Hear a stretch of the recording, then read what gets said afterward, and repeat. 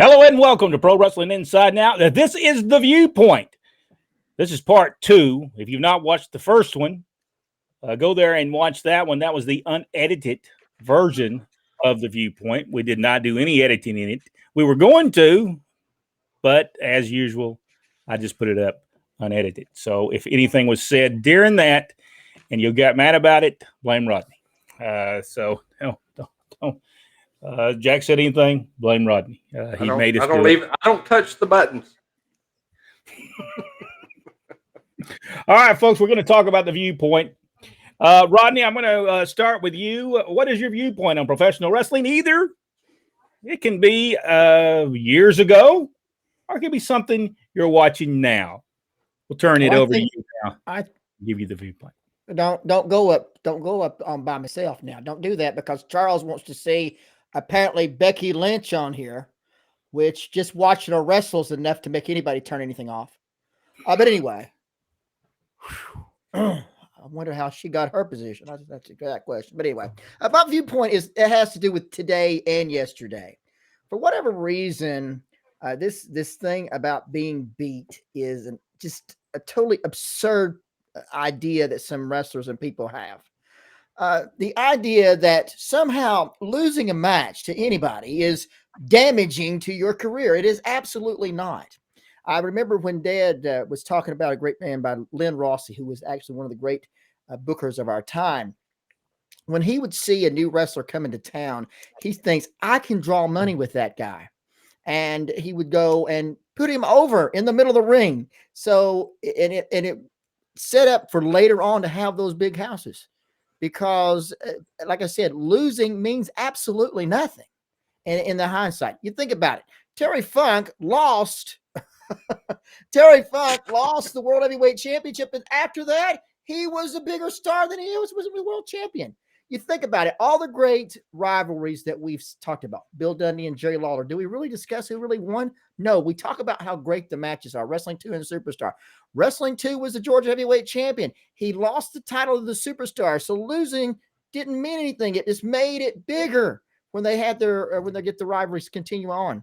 Whether it's Ole and Gene against Wrestling 1 and 2, or Dusty and Ole, or even Dick Murdoch and Humongous. And it's another story where Dick Murdoch saw Lord Humongous in Mid-South and said, I want to work with that guy. He's the one that pretty much put stuff together that first time. He knew that getting him over meant the ticket to the main event. And that's exactly why he did it. Some people, like I said, this idea of, oh, I lost a match. It's the end of my career. Oh, it'll make me look bad. For now, what really makes you look bad is that when in my opinion, is when wrestlers got out there and cried about losing or got out there and quit. Tommy Rich did it, for example, in Georgia, and just totally destroyed his, as far as I'm concerned, credibility. Wrestling 2 kind of did it, and it harmed him as well when he retired after losing to Mr. Saito. Quitting is what the main thing is if you really want to kill yourself off, but to merely lose a match means absolutely nothing. And that is my viewpoint. And I will agree with you on that one, on that viewpoint. Jack, do you agree with him on that viewpoint? 100%. I'd give him 110 if he were a woman.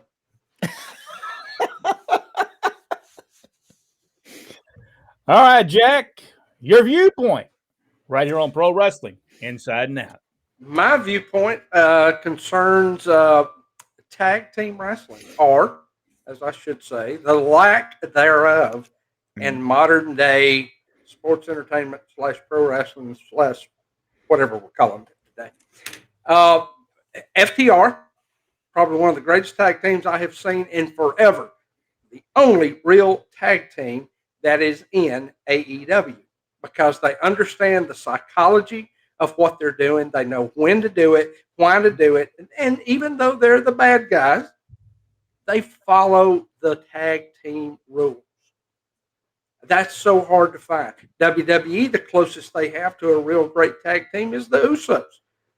But I almost equate them to all the other guys, AEW, everybody else, where it's just a battle of, who can say the S word enough times in promos and how many times you can super kick and still not slap in conjunction with those moves that you're doing.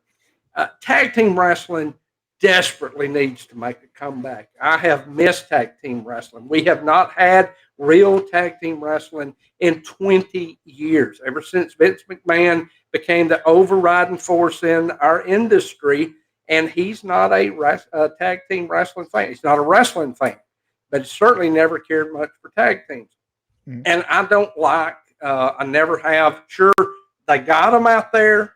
Yeah, you got tag team, 6-man, 8-man, or like AEW, you got everybody in the locker room in the ring at the same time, tagging in and out, kind of.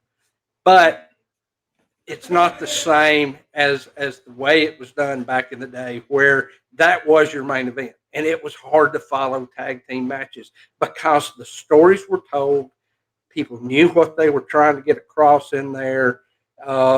Even the worst, Ole and Anderson and whoever he was tagging with, even their worst match was still better than anything today. I miss tag team wrestling. I agree. No tag teams. They wrestle as single matches.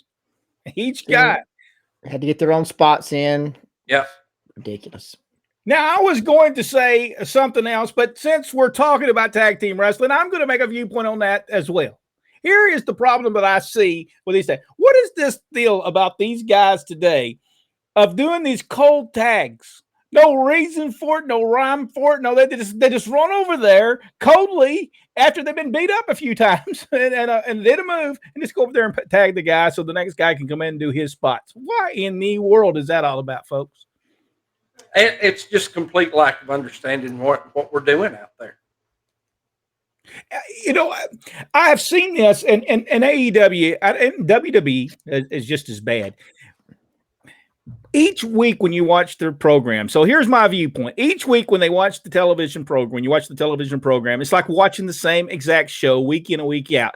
They do the same formula, same show, same stuff. It's going to be somebody's going to run in, somebody's going to do an interview, somebody's going to come out. Can they not watch a program? You know, Lost was a great television program. Get some ideas from it, for goodness sakes. You know, do what Dad used to do. Our father, Ron West. Go watch Benny Gonzalez. He'll get some finishes and something new from it. You know, maybe watch something else but wrestling. Maybe you'll get some type of something out of that, because people say, well, it's not wrestling. Well, it's not good television as well. I see better things on television. Sometimes Adam the Woo has a better thing on YouTube. So it just, to me, quit doing the same thing. Sit down and come up with something that is unique and different, and don't do the same thing week in and week out, because it's like watching the same show, and then they wonder why the ratings are falling. This ratings is not because the product is horrible. It's because they just saw it the week before. So why watch it again? That's my viewpoint. What do y'all think? I totally agree. It's like soap operas. The reason soap operas are dying out is because you could miss Monday through Thursday. As long as you tune in on Friday and Mondays, actually, you catch everything that happened. So why is there any reason to watch everything in between? There's not. No. So and with wrestling, you got to change it. You got to make stuff different. You got to tell. Here's a novel idea. Let's tell a story. Yes. This is what I don't understand with CM Punk. Absolutely no story for him to come in there and wrestle. He was already over. They knew he was going to be over. They knew he was going to be over when he got there. They should have built a heat. They should have been a heat on a tag team and a manager, and built that heat for 12 weeks. And finally, Matt Hardy or somebody needed a partner, and they went to wherever he lives and says, man, I need you to come back here. You know how to be nasty. You know how to be dirty. No, I'm sorry. I'm not going to get back in wrestling. Nah, I said I wasn't going back in wrestling, and build that up for 3 or 4 weeks. And finally he says, okay, I'm coming back at pay-per-view. Let them put them over big time, and then let that tag team just beat the living crap out of them and leave them laying, because he came back and did that. Build it up. Do something. For goodness sakes, do something different. Tell a story. Just mindless spots in wrestling is just not going to get you the ratings. They're going to continue falling because it's the same thing. It's the same. I watch the shows, and it's the same matches week in and week out, week in and week out. All right. that was our viewpoint. We could go on and on. Well, you said that they need to watch something else other than wrestling. What they need to do is quit watching their own stuff and watch other wrestling from prior. Because I assure you, not one of those wrestlers, writers, have watched wrestling for Mid-South, 1984 especially. They have not watched, even 1985, have not watched the Continental shows. They have not watched the Georgia Championship Wrestling shows. They think that is old school, that has no worth. But what they do is they take stuff that they've seen before on the show. I don't think there's been anything original that they've done in a long time. No. Last week with Big E, last night's show with Big E and Drew McIntyre, I would say that Ray Charles could see that coming. I mean, it's the same thing. They're wrestling in the main event at the next pay-per-view or the next whatever big show they're doing for the WWE Championship. Same exact thing that they've been doing before. And you're right, it's repetitive over and over again. And again, the women are just taking over. Really. It doesn't have to be repetitive. All I'm trying to say is watch Star Wars, for goodness sakes. It may give you an idea of how then you would have to go to good versus evil, and they can't do that. Well, to me, this has always been WWE's. Yeah, WWE's issue is Vince wanted writers for his wrestling program, but he didn't want them to be associated with the wrestling business. He hired writers from Hollywood that have sitcom experience. Okay. I get that he's trying to look outside the box. There's nothing wrong with that. Yeah. But what he should be doing is getting people who are versed inside the business, that knows how the business works, and tell them, hey, watch stuff from Hollywood. Get your ideas from there, conform change those ideas and make them fit into what we do. Because right now, those writers, from my understanding, is 98% of the stuff they come up with, he just shoots down anyway. Because he understands, what would work in wrestling and what doesn't. But they're just spinning their wheels. So after a while, they have learned the formula is keep feeding him the same stuff and he'll quit yelling at me. Yeah, exactly. And you're exactly right, because that's the reason the show's the same every week. Here's one thing too that I have found. We talk about the territories going out of business. It was because of the ability not to change. The problem with Vince McMahon and the WWE now is the ability not to change, and it put the territories out of business. The only thing keeping WWE in business is the big money contracts from Peacock and from those companies. What would happen if they didn't have those? They'd be out of business. Well, when Vince came back, when he was taking over the industry, it wasn't just a matter of taking over. It was because, like we said many times, territories were shooting themselves in the foot. He was just there picking up the pieces. But still, the people that were actually coming up with the ideas were the Pat Pattersons and guys like that, Jay Strongbow, all those guys who understood the business, but were given the freedom to, hey, this is how we've always done it, but now let's broaden our horizons. Yep. What else can we try that hasn't been done before? And that's where they excel. That's where they're at. But now they're so, I don't think they're focused at all. I think that's a big issue.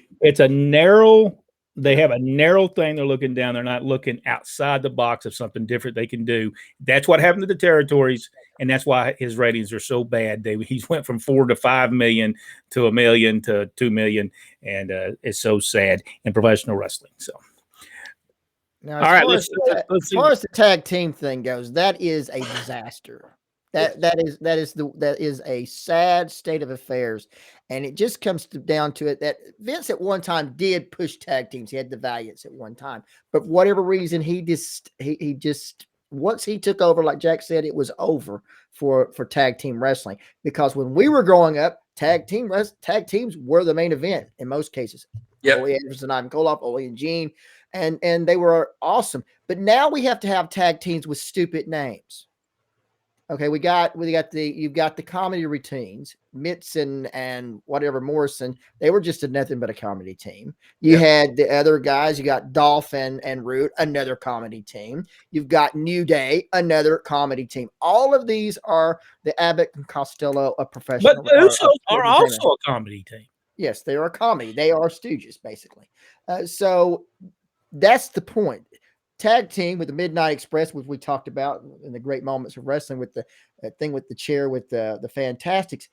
That probably could be done today, but you can't do it while you have the comedy routine out there, and it just don't. The drama and the comedy don't go together. It shouldn't go together. Yeah, and AEW, like I say, they have FTR. I think that's one of those guys would have stood head and shoulders with any tag team back in the day. They are fantastic. But how over can they be, when their opponents are a guy dressed up like a dinosaur? Yeah. And another guy as big as one of their legs. Sure.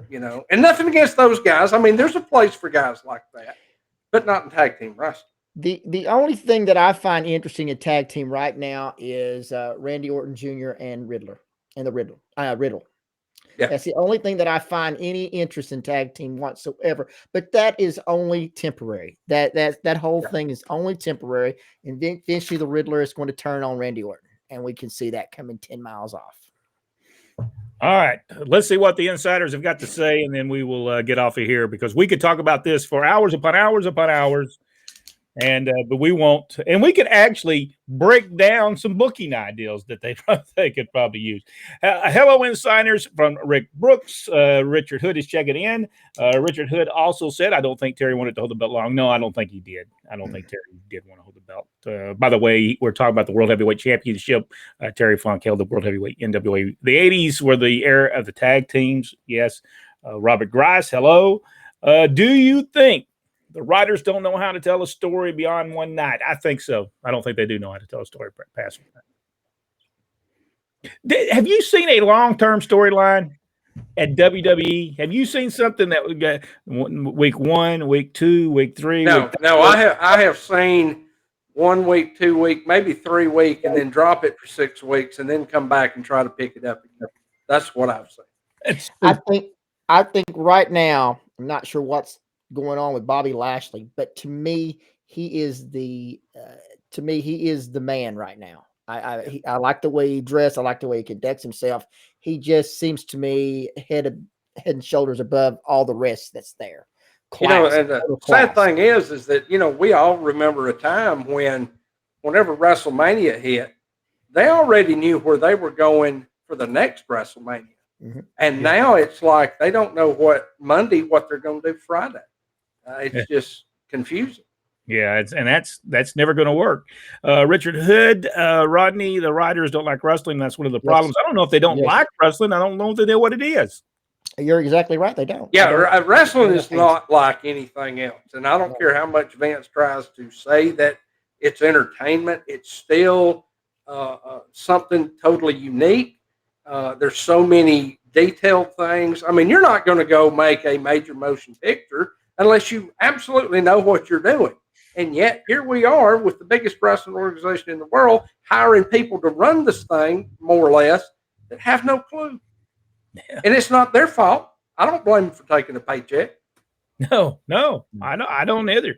Robert Grice said that it's like they want a wrestling drama. I don't even know what they wanted. They wanted a comedy, a wrestling comedy. Yeah, I'd be fine with the drama part. Right. It's the comedy part that they're not. It's not even funny. No. Robert's right though. This is a television show with a wrestling as its background. Yeah, it's kind of like it's kind of like it's kind of like maybe the Heels that's on Netflix. Basically, that type of deal. That wrestling is the catalyst, but the story is something else. Yes. Exactly what it is. Robert is exactly right. I had heard years ago that that's what Vince wanted. He wanted just character development, vignettes, things like that, and that to actually see a wrestling match, you had to buy the pay-per-view. Well, the problem is even that stuff they're doing is horrible. Even if it was, if the wrestling, you just take the wrestling out of it. It's still horrible writing, regardless of what you want. I mean, it's just horrible writing. SmackDown is a 2-hour show, and they spent 30 minutes, not all at the same time, but basically 30 minutes with Edge doing his spiel and what's the other guy? Seth Rollins, yes. Seth Rollins doing his stuff. So, it's just, I mean, that's, a quarter of your show is devoted to 2 guys and no matches. And that would be fine if it was even entertaining. It would be fun, but because they did that. I remember when Jerry Lawler was going against Bill Dundee, loser leave town match. They did devote the whole show to Bill Dundee and Jerry Lawler, but it was built and they showed things and they built it. Look at the steps. There's several Georgia Championship Wrestling. Look at the steps that they took. They went back from the beginning of this, and they chronicled it all with both wrestlers talking about their position on all of it. Wrestling 2 went through everything that happened between he and the superstar, and then he did again with Austin Idol, or Austin Idol went through everything, and Gordon told that story and put it all together for the match coming up, and it made me even now when I re-see that, I want to see that match again. It's just great stuff. And the idea of why can't they go and examine the matches again? You know what I'm saying? Why can't they go and sit and say, okay, this is what happened last week. Let's go back over what exactly here in this part of the match, what happened here, and try to get them to explain what was going on. Were you hurt here? Blah, blah, blah. But they don't do any of that anymore at all. And that was a big part of when we were growing up. Of course, that is the difference between going and presenting it as a sports program than it was billing a comedy program. Worst thing they ever did was take the sport out of wrestling, and that's the worst thing they ever did. Nothing is bad as bad wrestling. I will agree. Right. And I've seen a lot of that. Still to this day, though, WWE is the king of the entertainment. No one's going to beat them. And with all these other wrestling organizations, as Jack has said, will learn they're never beating the WWE and produce their own shows. And for goodness sakes, this is going to be a viewpoint. Tony Khan, quit even talking about WWE. All you do is make people turn it over to watch the WWE. Because if you're worrying about them, you care about them. Did you hear Vince ever call your name out? No. What do y'all think about that? And then we'll go. Oh, I totally agree. We need to go back that. They will even the dog. even my dog mad about it. But they will poke fun at, like Edge, when they were talking about Seth Rollins breaking in his house, and he was calling a couple of buddies. The buddies that he referenced by name are the real names of FTR, who's the tag team, and AEW. So they take subtle hits, but they will never say AEW. No. They'll never say that. No, because they don't even. And in time, I'm sorry, WWE's been around for 70 years. When you take WWF and before that, Capital Sports, you're not going to beat. From Jess McMahon to Vince Jr., they know what they're doing. We may not like it all the time, but they do know what they're doing. So quit worrying about them and produce a different show. And you may be able to pick up wrestling fans that hadn't watched wrestling in years. If you enjoyed this video, give us the big thumbs up. Subscribe to the page. Go one step further, hit that notification bell. And watch the video, the first video, our other viewpoints right here. We're going to do that on occasion. We don't try to do that too much because we don't want our blood pressure going up very high. We'll see you in the next video right here on Pro Wrestling Inside Now.